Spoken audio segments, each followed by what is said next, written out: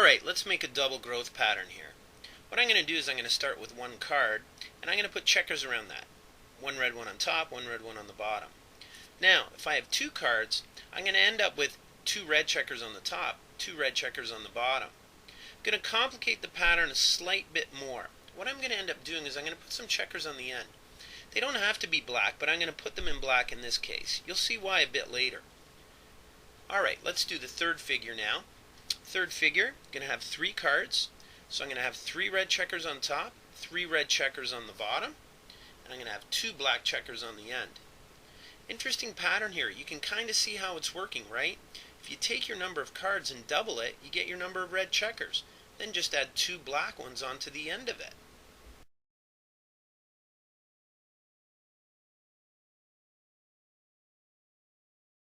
Notice how the black checkers remain constant. All you're doing is adding 2 to the end. In the first figure there's 2 on the end, in the second figure there's 2 on the end, and in the third figure there's 2 on the end. They just remain constant.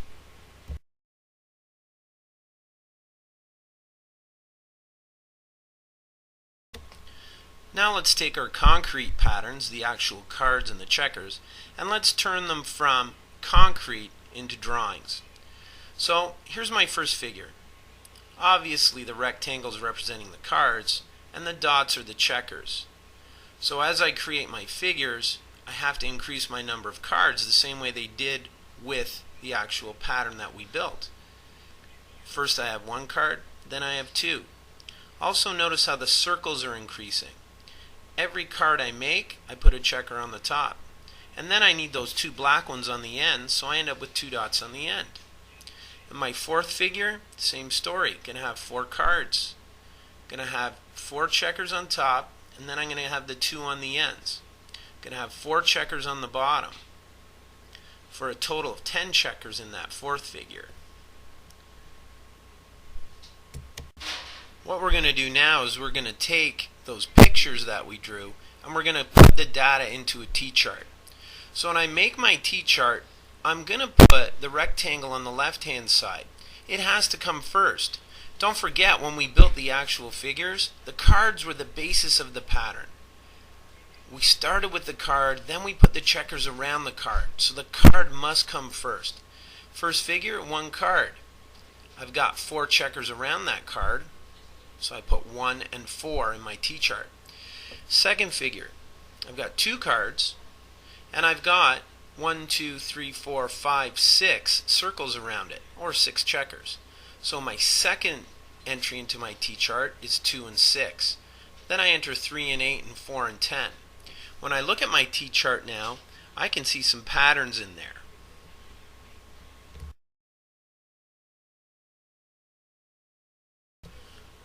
Now when I take a look at my T-charts, I can find patterns in those charts.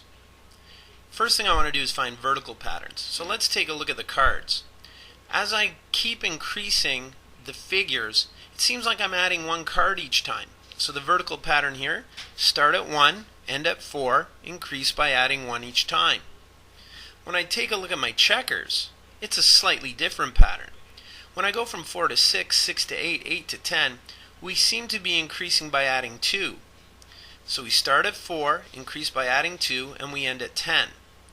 I can represent these patterns mathematically. So I can say card in figure 1 plus 1 equals the number of cards in figure 2. And that makes perfect sense because I go from one card to two cards. When I take a look at my checkers, I can also express this mathematically. I can take the number of checkers in figure 1, I can add 2 to that because it's increasing by 2, and that'll give me the number of checkers in figure number 2. Vertical patterns are pretty easy, and most kids can recognize those outright. They're not the most important ones though. The most important pattern is the horizontal pattern. And those are real difficult because what we have to figure out is, how do you start with 1 and change it to 4? How does 2 change to 6, 3 change to 8, and 4 change to 10? A lot of kids look at that and they say, oh, well, I'm going to add 3 to the 4. I'm going to add 4 to the 2. I'm going to add 5 to the 3. And I'm going to add 6 to the 4. And that'll give me 10. Problem is, you have different things that are happening. And in order to have a true pattern, you have to repeat the same thing over and over. So I ask kids, what can you try to change 1 to 4 besides plus 3? Why don't we try something like multiply by 4? So if I take 1 and I times it by 4, it equals 4. So that works for the first one. Now I got to check to see if it works for the second one. So now I take 2 and I multiply it by 4 and it gives me 8. It's not the same as the 6, so I know multiplying by 4 is wrong. But it's kind of important because now I know that 8 is much larger than 6, so I'm going to try something smaller. Let's try times 3 plus 1. Does it work for 1 to 4? Sure does. 1 times 3 is 3, plus 1 gives me the 4, so it works. Let's check out the second one to see if it works there. When I do 2 times 3, that's going to give me 6, but when I add 1, it's going to give me the 7. So again, important information is, hey, 7's bigger than 6. That's trouble. I got to multiply by something that's smaller. Kids find this stuff really difficult to do because you got to go over and over. You really have to persist with it. So now I'm going to try a smaller amount, times 2 plus 2. So I'm going to do 1 times 2, that's 2, plus 2 is going to give me 4, so it worked there. Now I got to see if it works for the second one. Let's do 2 times 2 plus 2. Well, 2 times 2 is 4, plus 2 is going to give me the 6. Got it. Double check. Let's go down to 3 and 8. So I'm going to do 3 times 2 plus 2. Well, 3 times 2 is 6, plus 2 is 8, so it seems to be working. Go down to the last one. 4 times 2 plus 2. That gives me 10. So now if you notice, I've checked and I've ended up with each answer in my checkers column. I ended up with the 4, the 6, the 8, the 10. That's got to be the horizontal pattern. So how do I express that? Well, I can express it in symbols like cards times 2 plus 2 equals checkers. I can also express it a little more mathematically, kind of like algebra, because the basis of my pattern is the x value. So the card is really an x value. That's the basis. The checkers I kind of added around the card, so that's the y value. It's kind of dependent on the x. Now I can change the cards into x and the dots into y. Let's connect the algebra to what we've been doing so far. So if you take a look, we have our horizontal pattern, card times 2 plus 2 equals checkers. So our first figure, we had one card, we put a red on top, a red on the bottom, and 2 blacks on the ends. So if you think about it, the checkers are dependent on the card. The number of cards doubles, you add 2, you get the number of checkers to it. So this first part here, the card times 2, that gives you the red. The plus 2 is the black ones on the end. This is really important for us because now what we can do is we can use this horizontal pattern to solve questions with very large numbers. If you think about it, if I give you 1 million cards, how many checkers would you have? Not too bad, right? Because if you have 1 million cards, you got 1 million red checkers on the top, 1 million red checkers on the bottom, and 2 black checkers on the end. So really what you would have is 2,000,002 checkers. So algebra is powerful this way. Let's do another question. How many checkers would I have if I had 102 cards? Well, let's kind of use that horizontal rule or that formula that we figured out. Cards times 2 plus 2 equals checkers. We can now substitute the checkers for x and y. X is kind of the card, y is the number of checkers. So if I take 102 cards, times it by 2, that'll tell me the number of red checkers. So that's 204.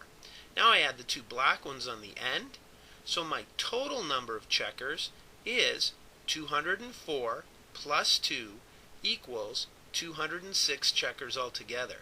That's the power of algebra. That's where patterns get strong.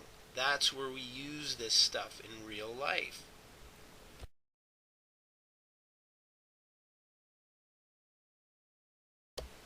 Next step for us. Next step here is making a T-chart, taking the information from that T-chart and graphing it. So when you make a T-chart, you can create something called ordered pairs. And ordered pairs really are the number of cards and the equivalent number of checkers that you get with that card. So cards come first because the number of checkers depends on that. So here's the cards that we had before in our little figures. 1, 2, 3, 4, 5 for cards, 4, 6, 8, 10, and 12 for our checkers. How do you get ordered pairs now? Well, if I have one card, I've got 4 checkers, so my first ordered pair is going to be 1, 4.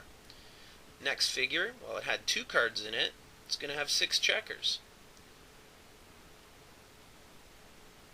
We can also call the cards X and the checkers Y. X comes before Y in the alphabet. That's why the first one's X, and that's why the second one's Y. Here's our second ordered pair, and our third ordered pair is 3, 8. 3 cards, 8 checkers. Next one, 4, 10. And finally we get 5, 12.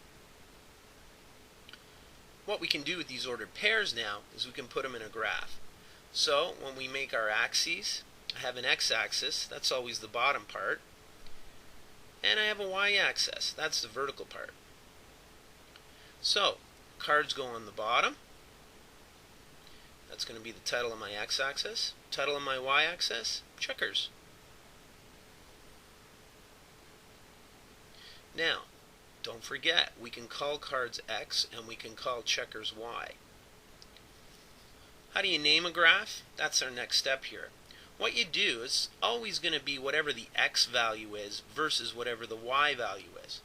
In this case, we know that X is cards and we know that Y is checkers. So I can make my title like this. I can use pictures or I can use words for it. I can write out cards versus checkers. Graphs are always named this way. X value first, Y value second. Easy way to remember it. It's the way the alphabet works. So let's set up our intervals here. X-axis, going to count up by ones.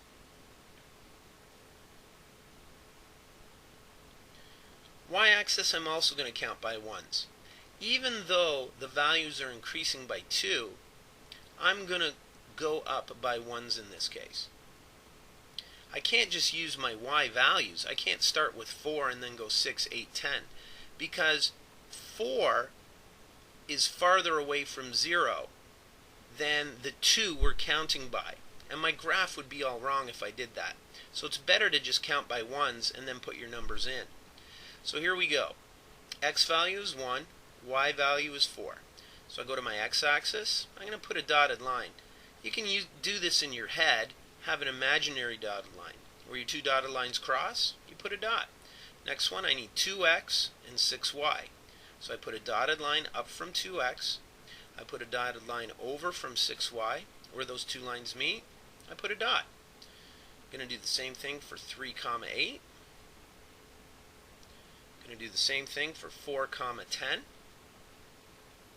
And finally I'm going to do 5, 12. Once I get these things, I'm going to connect my dots together with a straight line. Interesting thing about my line now is, my line actually has a name, and the name of the line happens to be whatever the horizontal pattern was. So in this case, the name of this line is cards times 2 plus 2 equals checkers, or if we want to seem a little smarter, we can use the X and Y values and then we'll look like real mathematicians, right? So we'll use X times 2 plus 2 equals Y. That's the name of that line. Why is that line important? Well, wherever you go on that line, you can find corresponding values for it. So let's say, just crazy, I want to find out how many checkers there would be if I had 2.5 cards. Well, I can draw a line up from 2.5, and it's going to touch my line. And then I go over, sort of the opposite of graphing, right? I go over to my Y value, and when I hit the Y value, I end up with the number 7 there. So, if I had 2.5 cards, I'd have 7 checkers. This line is also real powerful. That's a connection between graphing and algebra.